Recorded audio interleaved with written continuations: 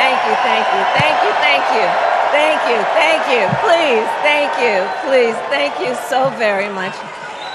Thank you, everyone. Thank you, everyone. Thank you. Okay, let's get to business. Let's get to business. All right. So let me start by thanking my most incredible husband, Doug, for being an incredible partner to me, an incredible father to Cole and Ella, and happy anniversary, Dougie.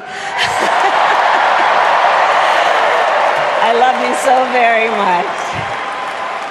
To our President Joe Biden,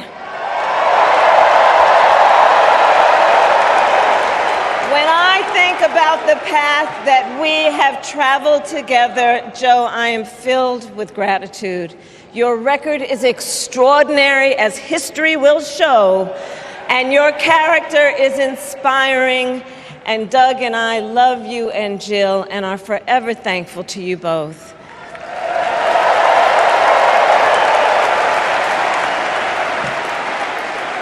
And to Coach Tim Walz,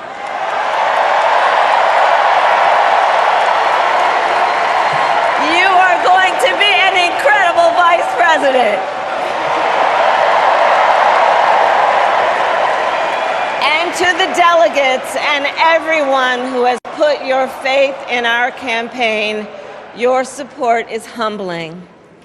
So, America, the path that led me here in recent weeks was no doubt unexpected. But I'm no stranger to unlikely journeys. So, my mother, our mother, Kamala Harris, had one of her own. And I miss her every day, and especially right now. And I know she's looking down smiling. I know that. So my mother was 19 when she crossed the world alone, traveling from India to California with an unshakable dream to be the scientist who would cure breast cancer. When she finished school, she was supposed to return home to a traditional arranged marriage. But as fate would have it, she met my father, Donald Harris, a student from Jamaica. They fell in love and got married, and that act of self-determination made my sister Maya and me. Growing up, we moved a lot. I will always remember that big Mayflower truck packed with all our belongings, ready to go to Illinois, to Wisconsin, and wherever our parents' jobs took us. My early memories of our parents together are very joyful ones. A home filled with laughter and music, Aretha, Coltrane, and Miles. At the park, my mother would say, "Stay close." But my father would say, as he smiled, "Run, Kamala, run. Don't be afraid. Don't let anything stop you."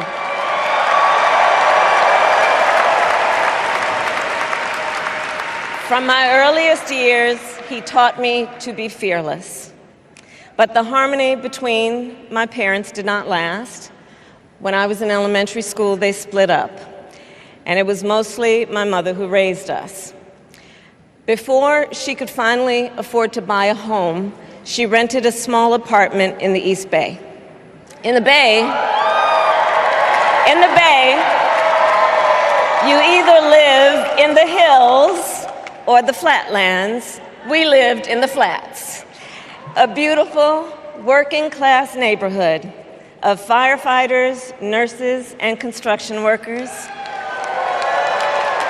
all who tended their lawns with pride. My mother, she worked long hours, and like many working parents, she leaned on a trusted circle to help raise us. Mrs. Shelton, who ran the daycare below us and became a second mother. Uncle Sherman, Aunt Mary, Uncle Freddie, Auntie Chris. None of them family by blood, and all of them family by love.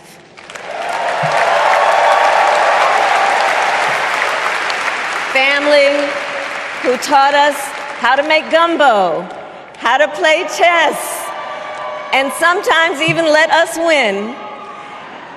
Family who loved us, believed in us, and told us we could be anything and do anything.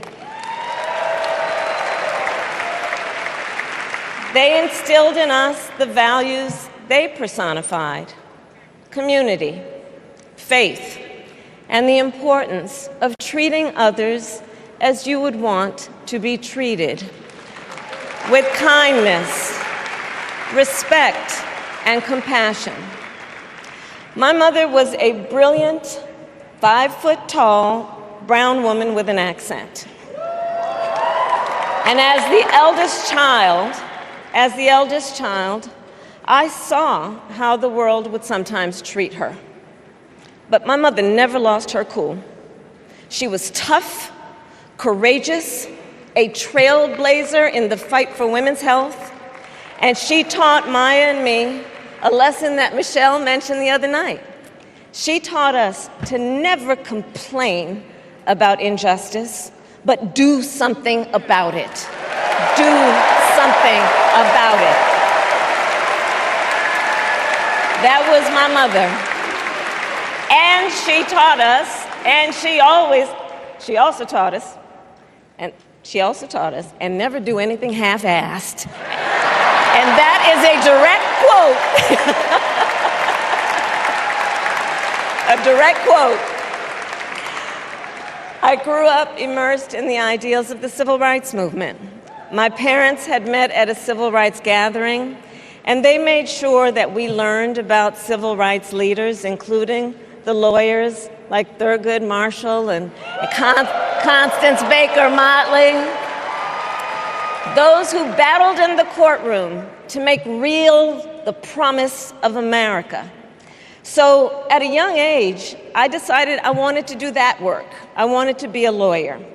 And when it came time to choose the type of law I would pursue, I reflected on a pivotal moment in my life.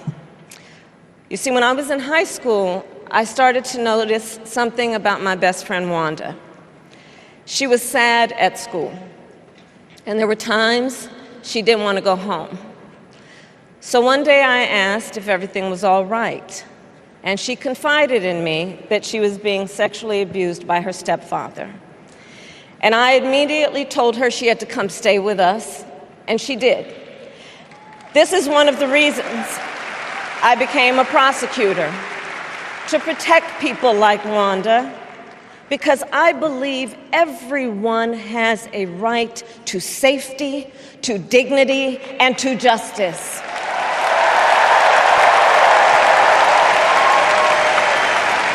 As a prosecutor, when I had a case, I charged it not in the name of the victim, but in the name of the people. For a simple reason. In our system of justice, a harm against any one of us is a harm against all of us.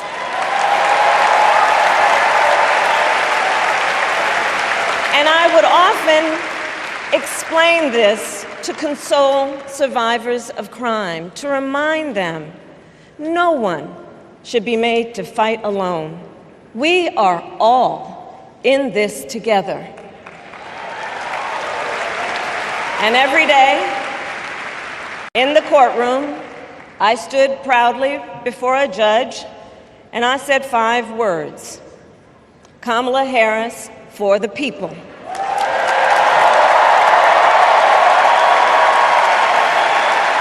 And to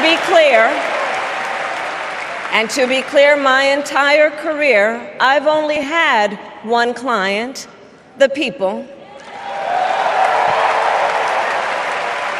And so, on behalf of the people, on behalf of every American, regardless of party, race, gender, or the language your grandmother speaks, On behalf of my mother and everyone who has ever set out on their own unlikely journey, on behalf of Americans like the people I grew up with, people who work hard, chase their dreams, and look out for one another, on behalf of everyone whose story could only be written in the greatest nation on earth, I accept your nomination to be President of the United States of America.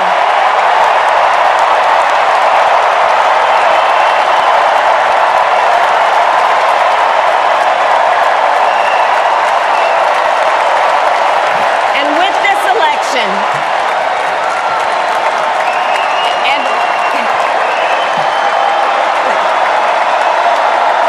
this election, our nation with this election has a precious, fleeting opportunity to move past the bitterness, cynicism, and divisive battles of the past, a chance to chart a new way forward.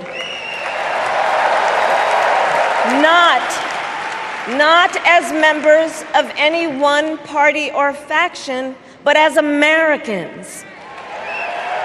And let me say, I know there are people of various political views watching tonight, and I want you to know, I promise to be a president for all Americans.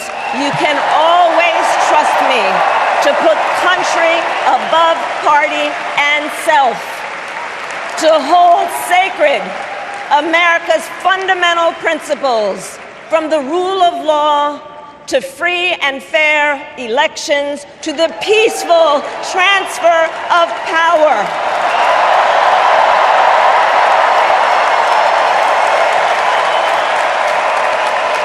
I will be a president who unites us around our highest aspirations, a president who leads and listens, who is realistic, practical, and has common sense, and always fights for the American people.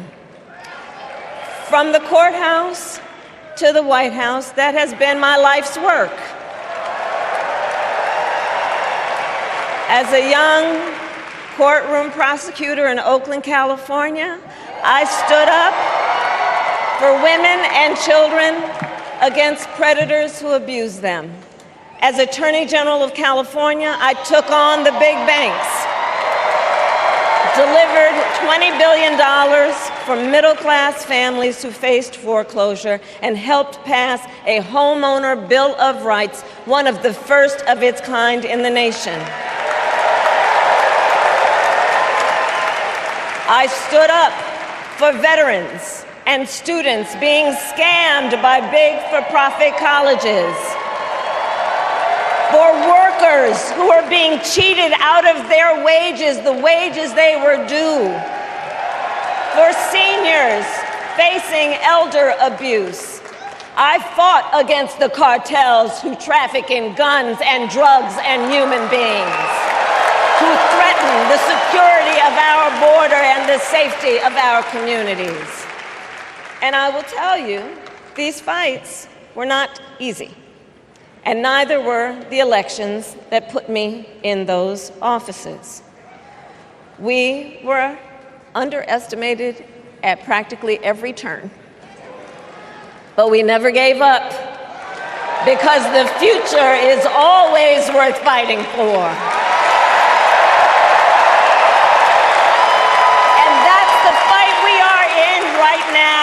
A fight for America's future.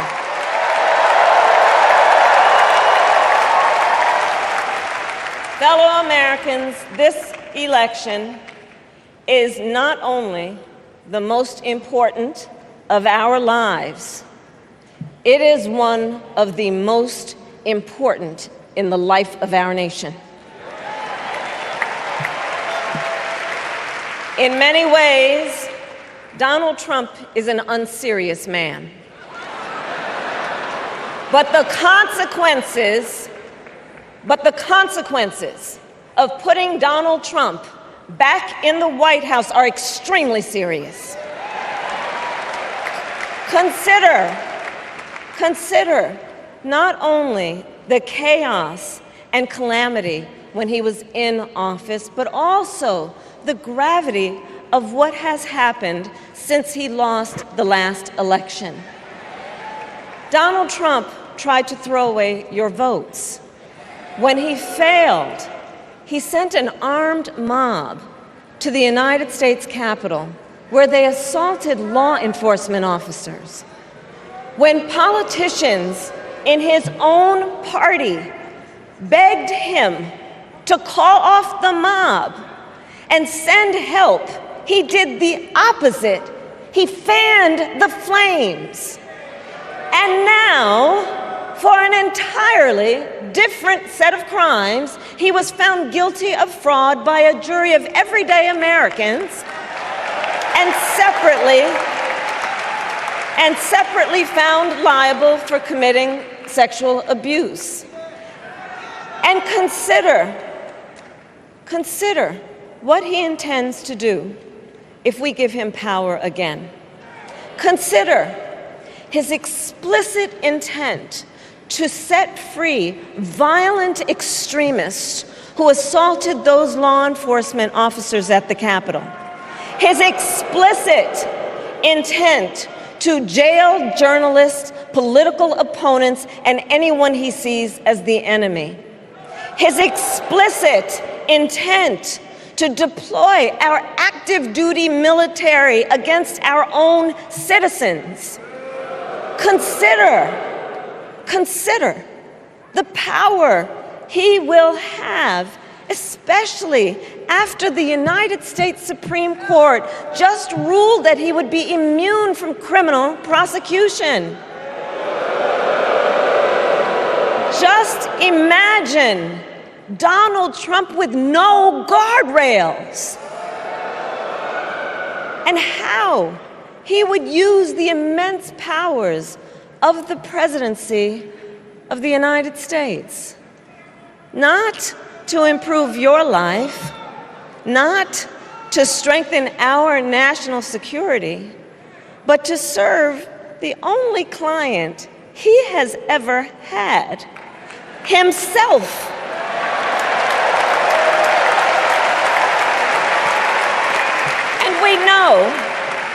And we know what a second Trump term would look like. It's all laid out in Project 2025, written by his closest advisors, and its sum total is to pull our country back to the past. But America, we are not going back. We are not going back. We are not going back. We are not going back to when Donald Trump tried to cut Social Security and Medicare. We are not going back to when he tried to get rid of the Affordable Care Act, when insurance companies could deny people with pre-existing conditions. We are not going to let him eliminate the Department of Education that funds our public schools. We are not going to let him end programs like Head Start that provide preschool and childcare for our children. America, we are not going back.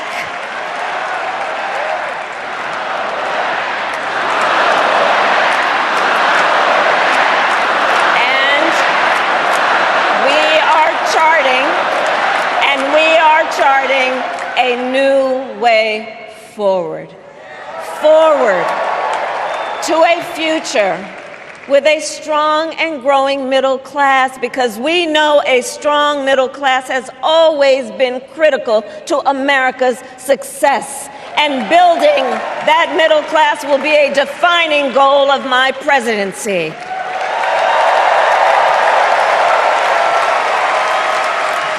And I'll tell you, this is personal for me. The middle class is where I come from. My mother kept a strict budget. We lived within our means, yet we wanted for little. And she expected us to make the most of the opportunities that were available to us and to be grateful for them. Because, as she taught us, opportunity is not available to everyone. That's why we will create what I call an opportunity economy where everyone has the chance to compete and a chance to succeed. Whether you live in a rural area, small town, or big city. And as president, I will bring together labor and workers and small business owners and entrepreneurs and American companies to create jobs, to grow our economy, and to lower the cost of everyday needs like health care and housing and groceries. We will provide access to capital for small business owners and entrepreneurs and founders. And we will end America's housing shortage and protect Social Security and Medicare.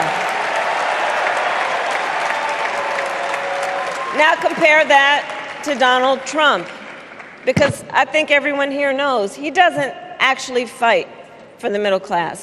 He doesn't actually fight for the middle class. Instead, he fights for himself and his billionaire friends. And he will give them another round of tax breaks that will add up to $5 trillion to the national debt. And all the while, he intends to enact what in effect is a national sales tax, call it a Trump tax, that would raise prices on middle-class families by almost $4,000 a year. Well, instead of a Trump tax hike, we will pass a middle-class tax cut that will benefit more than 100 million Americans.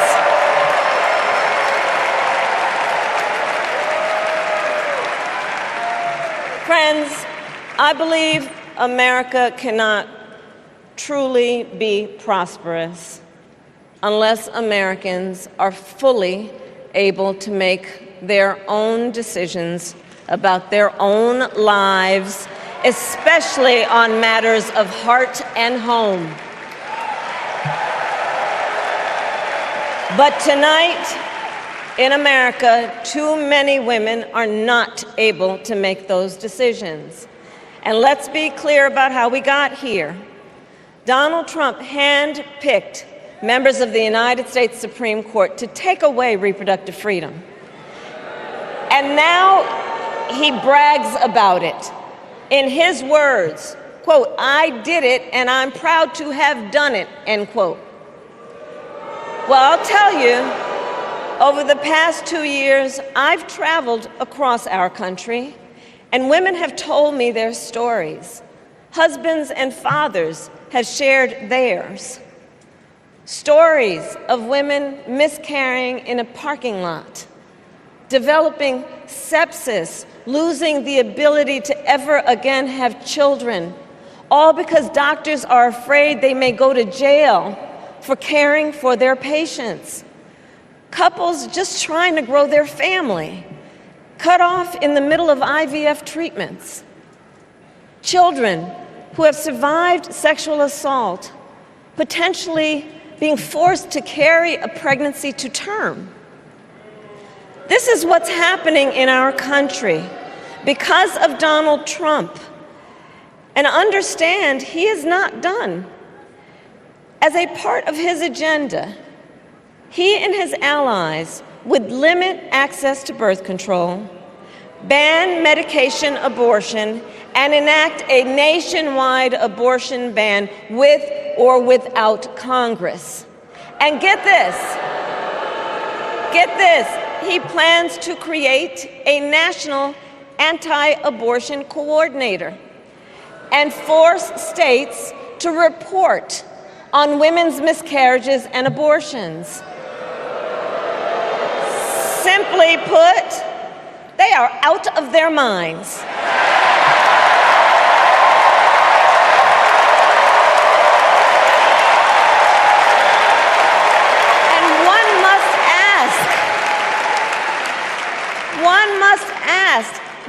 Why exactly is it that they don't trust women? Well, we trust women. We trust women. And when Congress passes a bill to restore reproductive freedom, as President of the United States, I will proudly sign it into law.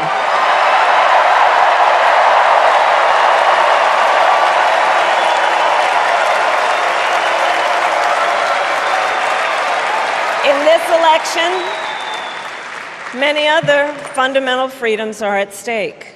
The freedom to live safe from gun violence in our schools, communities, and places of worship. The freedom to love who you love openly and with pride. The freedom to breathe clean air and drink clean water and live free from the pollution that fuels the climate crisis.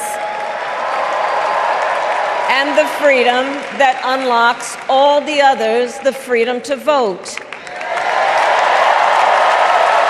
With this election, we finally have the opportunity to pass the John Lewis Voting Rights Act and the Freedom to Vote Act.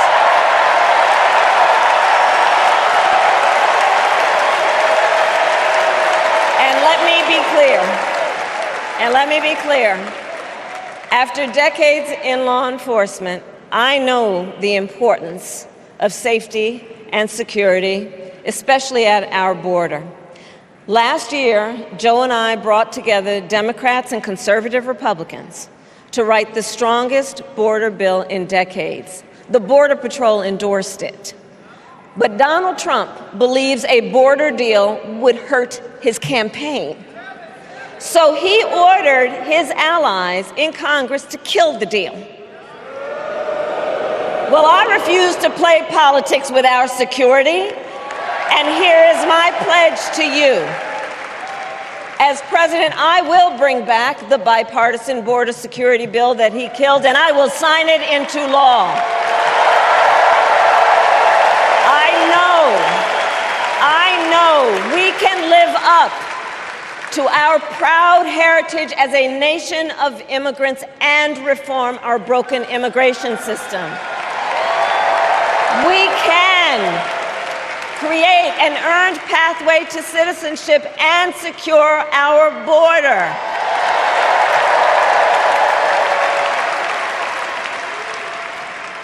And America, we must also be steadfast in advancing our security and values abroad.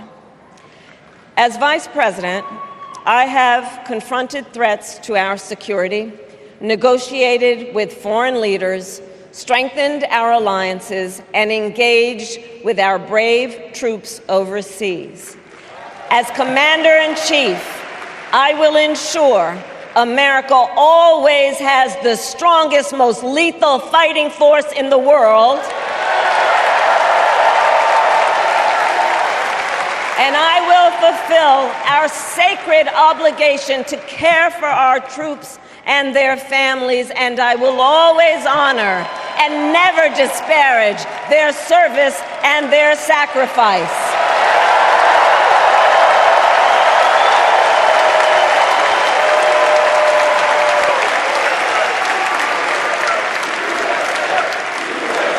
I will make sure that we lead the world into the future on space and artificial intelligence, that America, not China, wins the competition for the 21st century, and that we strengthen, not abdicate, our global leadership.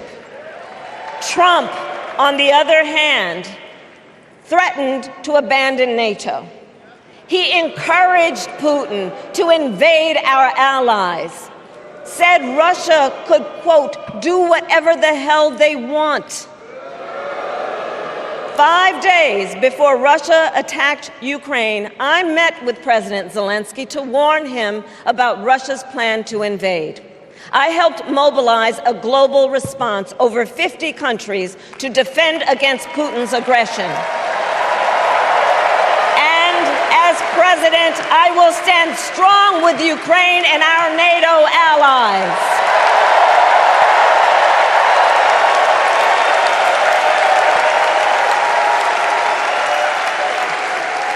With respect to the war in Gaza, President Biden and I are working around the clock because now is the time to get a hostage deal and a ceasefire deal done.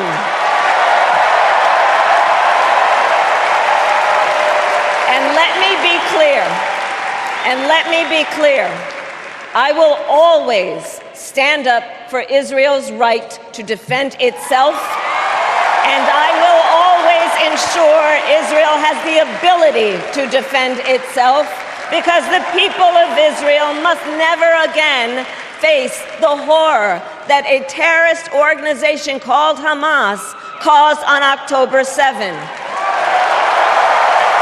including unspeakable sexual violence and the massacre of young people at a music festival. At the same time, what has happened in Gaza over the past 10 months is devastating. So many innocent lives lost. Desperate, hungry people fleeing for safety over and over again. The scale of suffering is heartbreaking. President Biden and I are working to end this war such that Israel is secure, the hostages are released, the suffering in Gaza ends, and the Palestinian people can realize their right to dignity, security, freedom, and self-determination.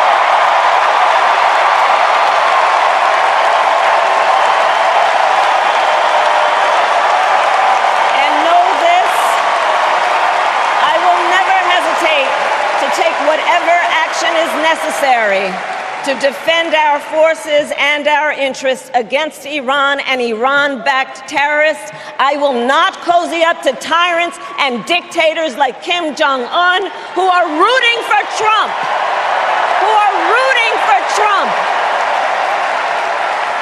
Because, you know, they know he is easy to manipulate with flattery and favors. They know Trump won't hold autocrats accountable because he wants to be an autocrat himself.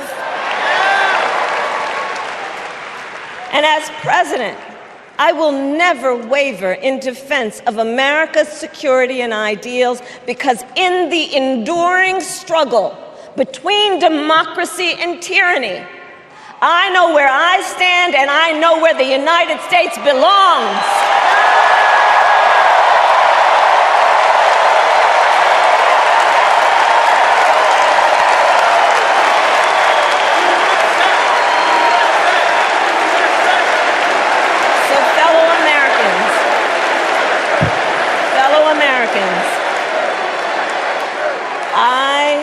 I love our country with all my heart.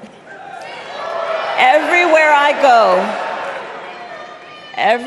go, in everyone I meet, I see a nation that is ready to move forward, ready for the next step in the incredible journey that is America. I see an America where we hold fast to the fearless belief that built our nation and inspired the world, that here in this country, anything is possible, that nothing is out of reach. An America where we care for one another, look out for one another, and recognize that we have so much more in common than what separates us. That none of us has to fail for all of us to succeed. And that in unity there is strength. You know, our opponents in this race are out there every day denigrating America, talking about how terrible everything is. Well, my mother had another lesson she used to teach. Never let anyone tell you who you are. You show them who you are. America, let us show each other and the world who we are and what we stand for. Freedom, opportunity, compassion, dignity, fairness, and endless possibilities.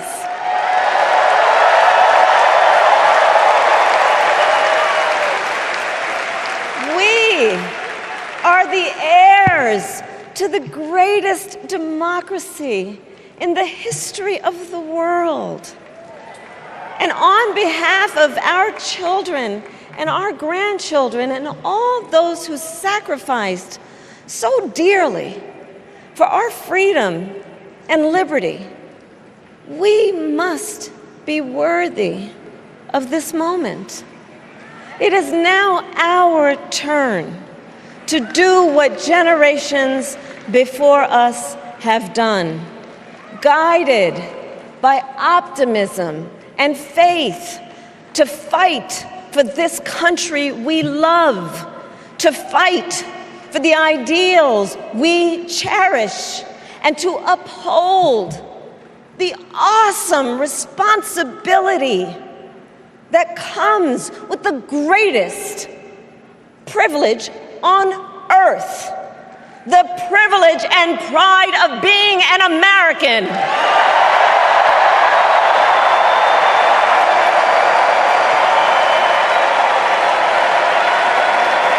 So let's get out there, let's fight for it, let's get out there, let's vote for it, and together let us write the next great chapter in the most extraordinary story ever told. Thank you. God bless you, and may God bless the United States of America. Thank you all.